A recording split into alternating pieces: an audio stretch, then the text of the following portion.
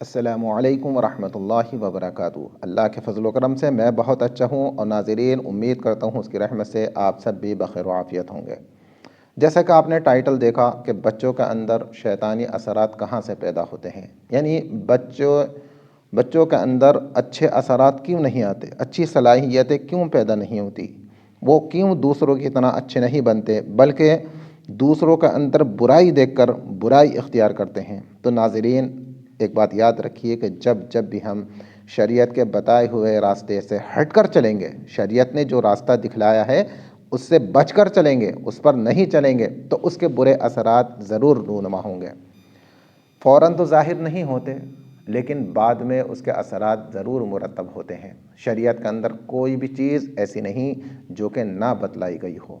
پیارے رسول صلی اللہ علیہ وسلم نے بہت سی چیزیں صحابہ کرام کو بتلائیں اور کر کے بھی دکھلائیں، یہاں تک کہ بیت الخلاء جاتے وقت بھی آپ نے فرمایا کہ جب داخل ہو تو الٹا پیر رکھو، اور جب باہر نکلو تو سیدھا پیر رکھو، اور جانے سے پہلے دعا پڑھو، شیاطین سے اللہ کی پناہ چاہو۔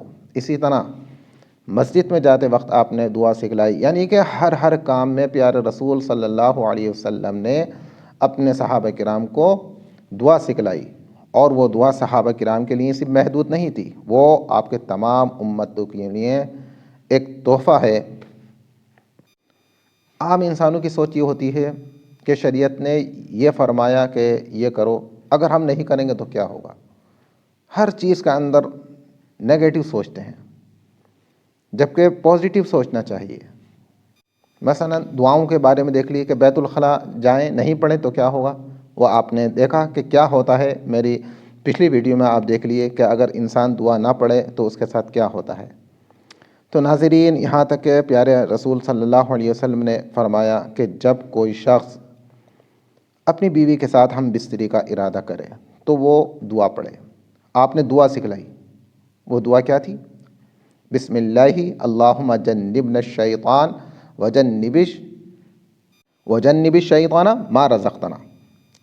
پھر دوبارہ پڑھ کر سنا رہا ہوں، بسم اللہ اللہم جنبنا الشیطان وجنب الشیطان ما رزقتنا۔ اس کا مطلب ہے کہ اے ہمارے پروردگار، ہم شیطان مردود سے تیری حفاظت چاہتے ہیں، اور اس سے بھی حفاظت چاہتے ہیں جو تو ہمیں عطا کرے، یعنی اولاد وغیرہ۔ جب انسان یہ دعا نہیں پڑھتا ہے تو ناظرین شیطان بھی اپنا نطفہ مرد کے نطفے کے ساتھ داخل کر دیتا ہے، جس سے بچے کے اندر شیطانی اثرات پیدا ہوتے ہیں۔ اگر وہ یہ دعا پڑھ لیتا تو شیطان سے حفاظت ہو جاتی، اس کی اللہ کی حفاظت میں آ جاتا، لیکن اس نے یہ دعا نہیں پڑھی اور شیطانی اثرات اس بچے کے اندر ٹرانسفر ہو گئے، اس کے اندر چلے گئے۔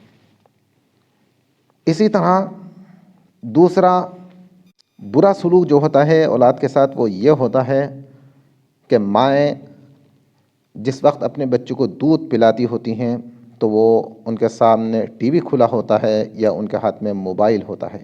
ناظرین یاد رکھیے کہ جو ماں جس وقت اپنے بچے کو دودھ پلا رہی ہوتی ہے اور اس وقت اگر وہ اچھا کام کرے تو ممکن ہے کہ وہی اچھی صلاحیتیں، وہی اچھی عادتیں اس بچے کا اندر چلی جائیں، ٹرانسفر ہو جائیں۔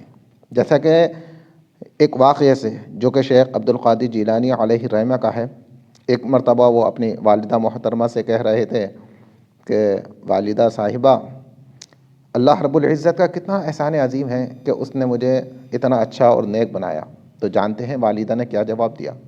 ان کے والدہ فرماتی ہیں کہ میرے لخت جگر، اگر میں تجھے تہجد کی نماز کے بعد یعنی تہجد کی نماز پڑھ کر دودھ نہ پلاتی تو تیرے اندر یہ اثرات پیدا نہیں ہوتے۔